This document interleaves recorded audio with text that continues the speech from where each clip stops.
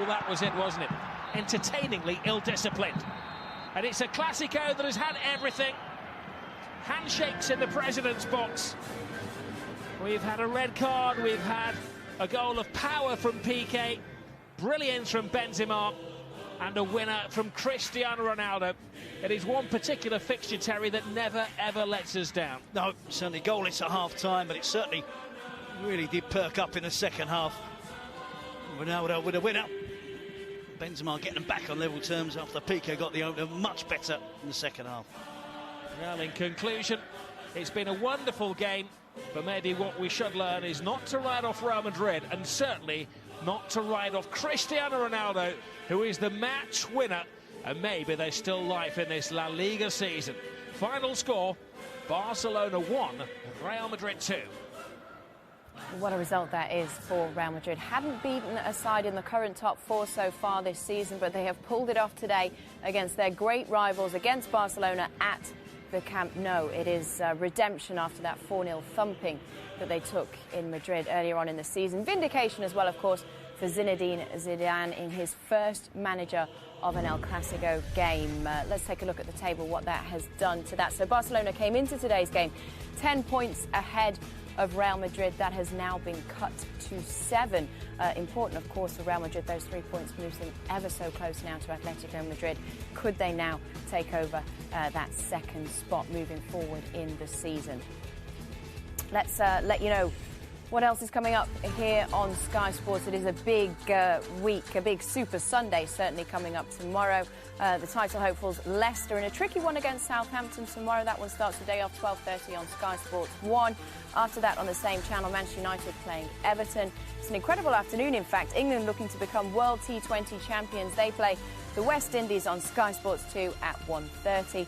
The Bahrain Grand Prix getting underway an hour later than that. That's on the Sky Sports F1 channel. And don't forget as well, the Masters tournament starts on Thursday. Looking forward to that one, 7 p.m, Sky Sports 4 and 1 for that one. And should you need a break from all of that sport, well, we have this for you. The blockbuster sequel, Jurassic World, is available now on Sky Movies and on demand.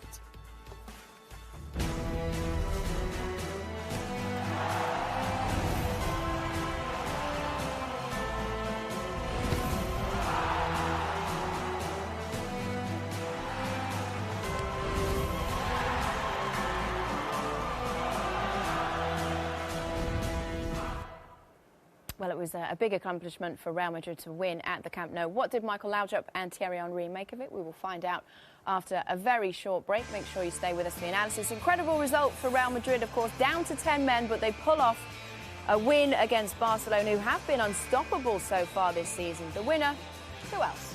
Cristiano Ronaldo.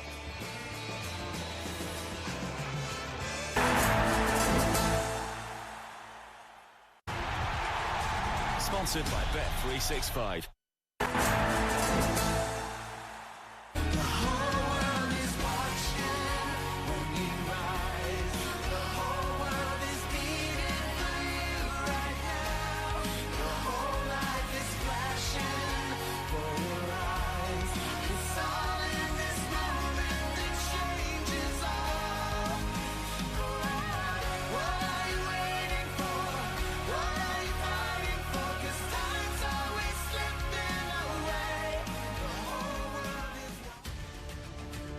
That incredible 39-game unbeaten run that Barcelona were on has now come to an end at the hands of Real Madrid.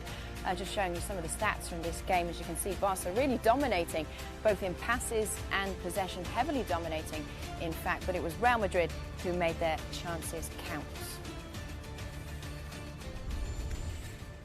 Absolutely right. 2-1 the final score. Real Madrid win it. Was that a laudable effort, really, from Real Madrid? I think they deserved the win today. I mean, we talked at half-time, okay, maybe we expected a little more, but I think in the second half they were the better team. Even going down 1-0, coming back, scoring the equaliser, then down to 10 men, with a stupid second yellow card from Ramos. And even so, they went on scoring the winner. So I really think they deserved it. And a part of that, they had 2 or 3 good chances. And what does that result do now for Zinedine Zidane? Well, we were all saying that if they lose today and if they don't play well, I don't think that would have done anything. People were not going to have a go at him. But on the contrary, now, winning, I think people are going to be happy with what he has done. And what I like is the way he set up the team. They were not scared. They went to put pressure when they had to put pressure. They kept their composure going 1-0 down, like Michael said. And they were trying to play also from the back under the pressure against Barcelona. And you know what? They looked like a team with the right balance. He understood that he has to take care of the midfield, especially against Barcelona. Maybe at home sometime when you play against a team that's a bit more of a team that you know you're going to have the ball, you're going to expose them. But when you play against Barcelona, you need to have 3 guys that are willing to work. Plus, also, I have to say that Ronaldo and Bale worked out. But I think people are going to be happy with what he has done. People wanted to know if tactically he could do something against Barcelona, and he did. Could still potentially meet in the Champions League, these two. What does that do to the balance of power, looking ahead to that? Well, for sure now they come out, Real Madrid, with a lot of confidence before the Champions League game in the coming week. On the other hand, Barcelona now, they already have played in 3 days. They will play Atletico Madrid, and everybody knows how that game will be. Atletico will be behind, waiting. So now, knowing Barcelona, knowing the Catalans, there will be a little doubt now. We have the best team in the world, we have the best players, yes, but what happens now? And that happens sometimes. Only one loss, even if it's a heavy one against Real Madrid, sometimes can be enough to that they start having doubts. And I mean, you just said it, but it's 39 games without losing, and sometimes even 1 or 2 games can be enough to create that. Let's see on the coming week when they play in the Champions League. What about La Liga, though? Because Gareth Bale had said coming into this game, if they get 3 points from this one, they're back in the title race. Do you agree with that? I don't think so. I think well, you can never know. You know, we've seen it. We have seen it. Sorry, in our league, but I don't think Barca will let that league go away. But the key game for me is against Atletico Madrid. You can never know what can happen in that game in the Champions League, and then maybe that can have an effect on the league. But I think that they'll be okay with the league. All right, let's take a look at the goals. It was Piqué who put Barcelona ahead, of course. 10 minutes into the second half, this one, from the corner. Michael? Yeah, at first we thought that there's been a block on Pepe, but strangely it just seems like he's just missing him. They're running, and then Pepe is letting him go. And it's strange because Barcelona, they don't have a lot of players, good headers. So, I mean, everybody knows that Piqué is one of the few. So it surprised me to see Pepe defending like that. Piqué will have enjoyed that moment, won't he? Oh yeah, as you can imagine, with all the stuff that he keeps on saying about Madrid and whatever. But I mean, let's keep it on the sport point of view. And that was a good goal, good header, and they went 1-0 up. I don't think it was well deserved in terms of how they were playing in the second half. But in the first half, I think they played a bit better, but not really in the second. But 1-0 up. It didn't take Real Madrid all that long, though, to get back into it. Karim Benzema with the equaliser. How good a finish was it, Michael? Well, it's a great finish. Now we see it start from their own half. Good. They come out of the pressure from one side, and you see a very good run from Marcelo. And look at this touch he's making here. That's a great one. Okay, a little luck. The ball's going past on top of Piqué, but then the finish is great. We're a little after the finishing first half from Benzema, but this one is great. What I love about that goal is they were not scared to play out from the back, and you saw Modric on that goal playing a 1-2 2 times with the guy in a higher position, Marcelo going forward, and then yes, Benzema missed the first one in the first half, but if you give a quality player another chance in the second half, then he put it in the back of the net. And does Real Madrid look like a better side when he leads the line, do you think? I think so. I think he's, as Thierry said, he combines it up front. We talked a lot about the three from Barcelona. They help each other. They play each other, always seeking each other. But he's the link when up front there for together with the other two. So I think he's very important for the attacking play of Madrid. What about Sergio Ramos? Had an eventful evening. What did you make of his night, Thierry? That's a typical Sergio Ramos game against Barcelona. He said it before the game. I was reading it. He said that it's difficult for him to stay calm against Barcelona, and we saw it. Yes, maybe that's a foul. But you don't have to lose it like that. You put yourself in a situation where any other challenge can be a second yellow. That should have been a yellow. He does touch the ball a bit, but it could have been a yellow there. The same thing. I don't know why. You know you're already on a yellow. Why do you have to hold him like that and foul him? He elbowed someone in the face also on the corner. Just now that we're going to see, why do you leave yourself in this type of situation? I don't know. And then finally, as we saw, he's going to get the yellow that he deserves, and he put his team in jeopardy. But we go back to what I was saying before. They didn't panic.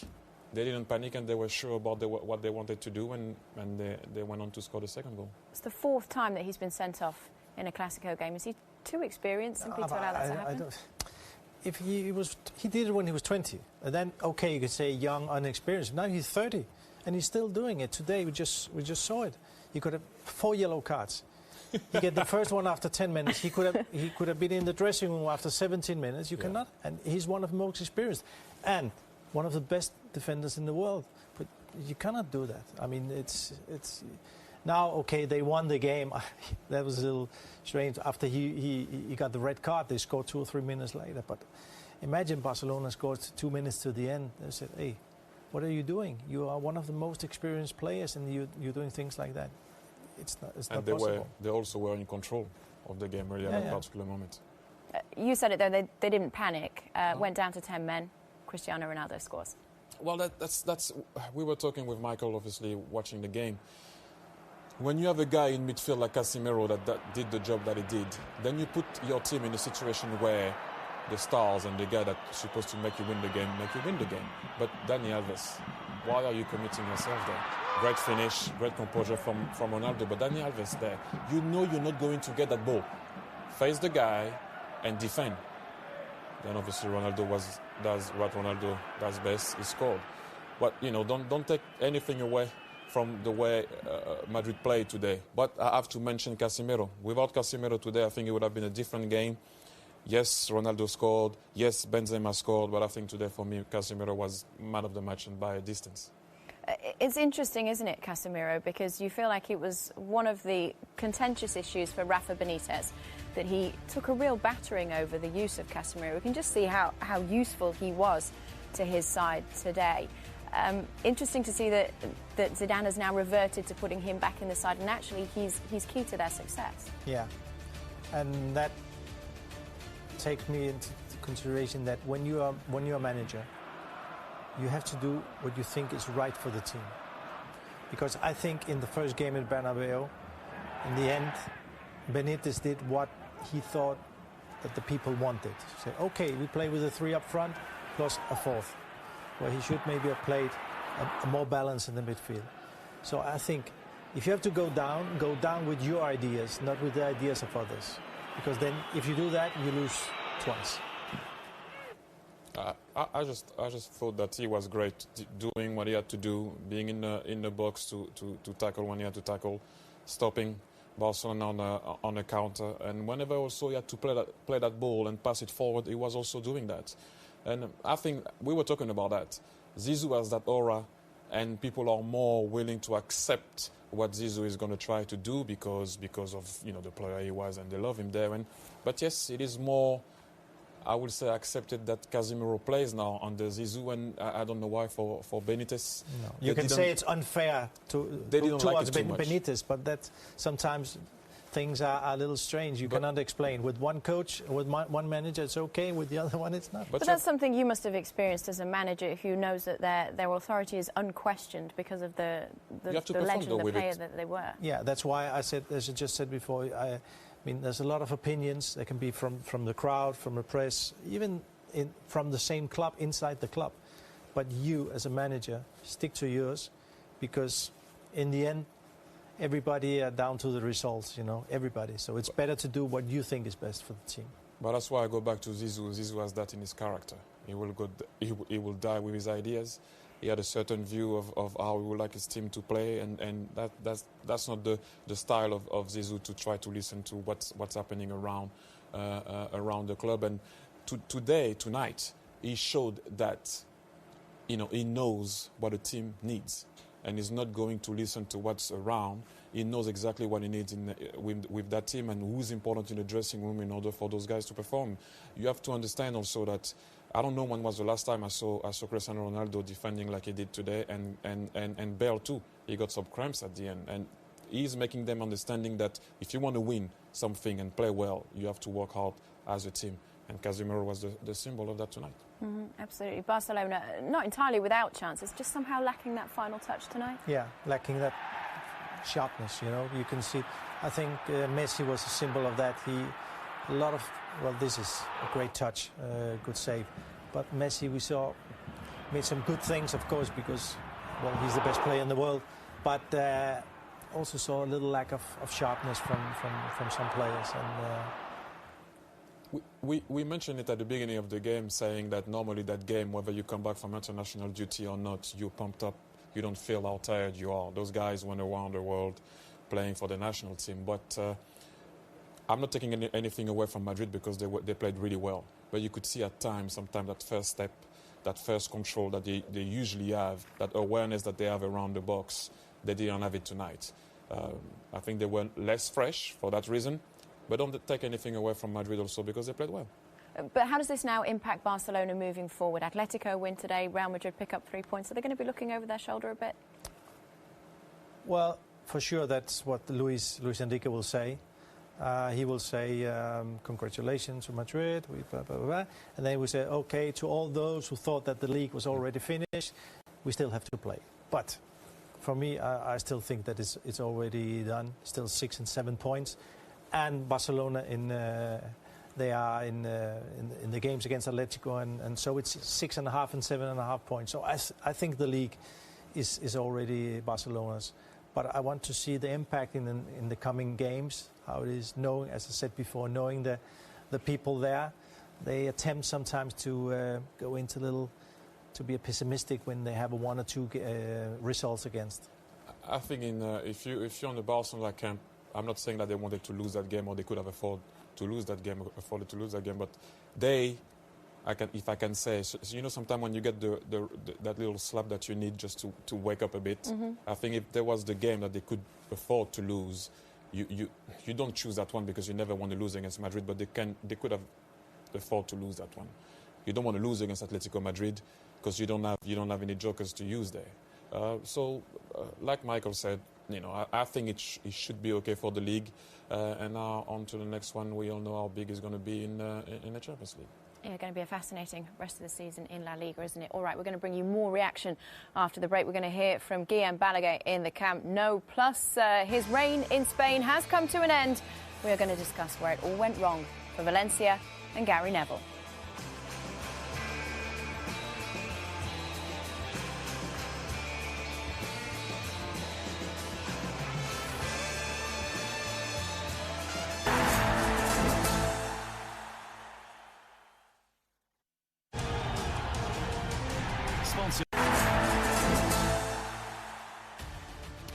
Well, it was an emotional night at the Camp Nou, but ultimately it was Real Madrid who upset Barcelona and took all 3 points in this Clasico.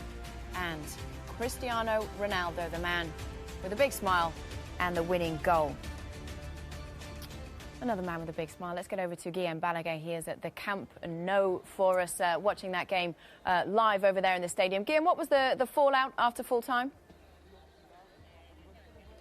Well, basically, it was a strange game because in the first half, you had a lot of people wondering who were the guys in white. It didn't seem like Real Madrid. You had Bale and Cristiano defending very deep, and when they had the ball, it was long balls all the time. But they settled into the game, and in the second half, after the 1-1, there was a period between the minute 62 when Benzema scored the 1-1 and 74 with the replacement of Rakitic, where Barcelona felt like everything was done, and it was a drop of intensity. Some are wondering if it was a drop of a physical drop as well, with in views of Atletico Madrid coming next. Were they relaxing, or couldn't they get a gear up? That had happened against Villarreal in the previous game, if you remember. They went 2-0 up, ended up 2-2, and that's the worry, the warning sign perhaps for Barcelona. For Real Madrid, they looked very strong at the end. They seemed confident with what Zidane asked them to do, a setup that Barcelona forces you to do, drop deep, counter-attack. more and more the counter-attacks were dangerous. The goal came after a Bale disallowed goal that Barcelona fans think it should have been disallowed. Real Madrid fans think it shouldn't have, and most of the commentators thought that it wasn't. That it should have counted. And all in all, Real Madrid can be very happy about this. I agree with Michael Laudrup once he said earlier that the league may be over, but this may have consequences for the Champions League, certainly. And how do you expect the media over there now to react to this result? Well, we were talking on the way to the press conference, what will Luis Enrique make of this? Because, of course, it seemed like the team was badly shaped at the end, with Messi perhaps too deep, and the replacement of Arda Turan to Rakitic changed things completely. Rakitic is absolutely crucial for the team to hold together. He's the man recovering the ball. He's the man making the runs for everybody else alongside Busquets. Arda Turan hasn't made himself a Barcelona player just yet. So I think you're going to see the same lineup against Atletico Madrid, and I think you're going to see a Luis Enrique who's going to say this has got no consequences, of course, but we will see if it's a physical or a mental thing what happened in the last 20 minutes for Barcelona. You're going to be an interesting rest of the season. Whilst we've got you again, we also want to talk to you about Valencia, because I know you're in regular contact with Gary Neville throughout his tenure there. He will have known, surely, that he was putting his reputation on the line, taking the job. How do you think, though, that he will reflect on that experience? I'm pretty sure that people outside Valencia, people that analyze this from the distance, will see like a failure. They will probably use that word. Gary Neville quite clearly is using a different word, and it is learning. He feels he has learned. And it's not just that you need to be sacked to be a good manager. It's just the fact that what has happened to him since he arrived to Valencia, with 2 games per week, with so much pressure from the fans, from the fact that he actually had lost the fans very earlier on, but it seemed at the end he had lost the players as well for one reason or another. He had to get the best of what he had learned under Sir Alex Ferguson as a player and in his coaching lessons to apply it to Valencia. It didn't work out, and he knows it didn't. And very earlier on, within 10 days or so, he realized he needed help. He brought Paco Ayestarán in, and I feel, and he feels as well perhaps, that Peter Lim thought, okay, we need somebody with a more experienced hand. And for Gary Neville, the experience will be won with more of this, with trying to look for another team, trying to look for another experience. Meanwhile, Phil Neville, that's the good news of the Neville family, will stay at Valencia looking after the day-to-day obligations of the team, even though he won't be on match days with the side. All right, Guillaume, fantastic to see you. Enjoy the evening in Barcelona. Thank you. It was certainly a brutal 4 months, you feel, for Gary Neville. It was his first stab at management. How hard will that be for him to come back from? Well, I think that's a question we have to ask Gary. I have to say it was a huge challenge. I personally didn't understand it very well in the beginning when I heard he was going to Valencia. I understand that he would like to go because it's a big club in Spain. Maybe it's number 4 in Spain. But to go there, not knowing the language, in another culture, on and off the pitch, that was a big, very, very big challenge. Just seeing his record there, it was less than 4 months, and it was 10 wins in 28 games in total for him. That included a 9-game winless streak in La Liga. His record over 16 games, his 16-game La Liga career makes him, in fact, the worst British coach ever recruited by any Spanish club. It's a damning record. Thierry, what did you make of his tenure? I mean, that's a harsh one because he didn't stay there for a very long time to try to recover that.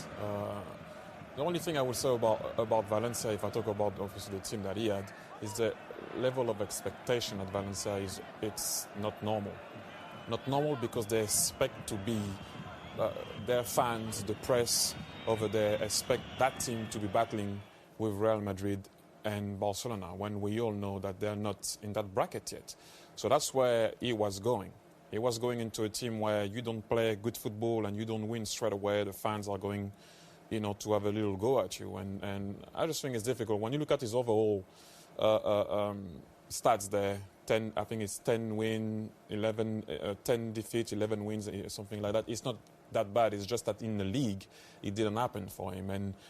And Michael can tell you, Valencia is a big club, big stadium, big fans, but the level of expectation sometimes doesn't match the team that they have, and it was always going to be difficult for him. And we don't know what he was told when he arrived. Last year they arrived fourth into the Champions League, and a few months later the manager gets sacked, and Gary Neville was coming in. So we don't know, of course, here what he was told when he came in. But it's true, like Thierry said, that the expectation there are huge.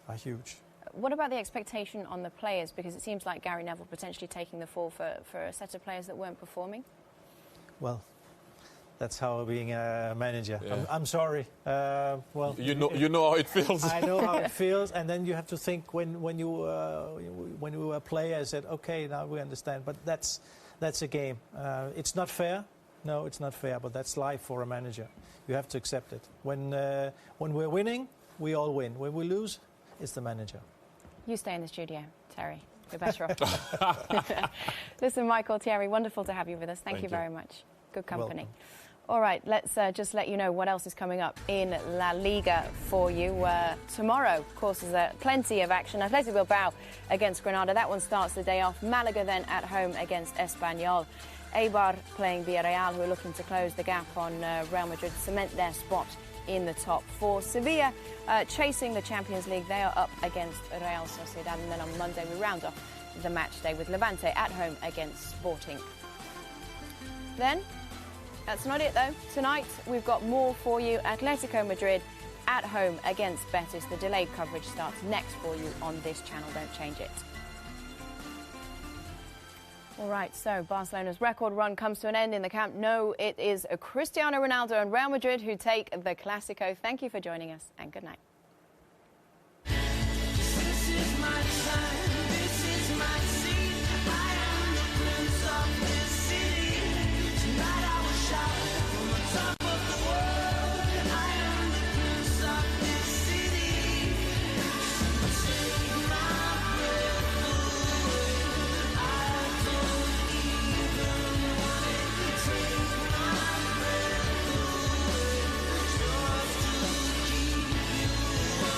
Take my breath away. I don't even want it. Tonight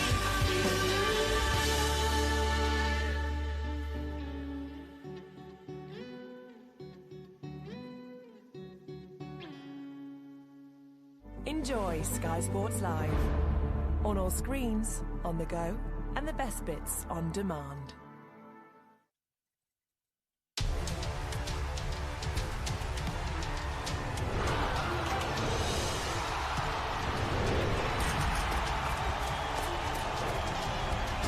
Sponsored by Bet365. Join us right now on Sky Sports News HQ. These are our main headlines. You'll find all kinds of events like bowling on our app. So you can find your next date doing what you love. Match. Join free today.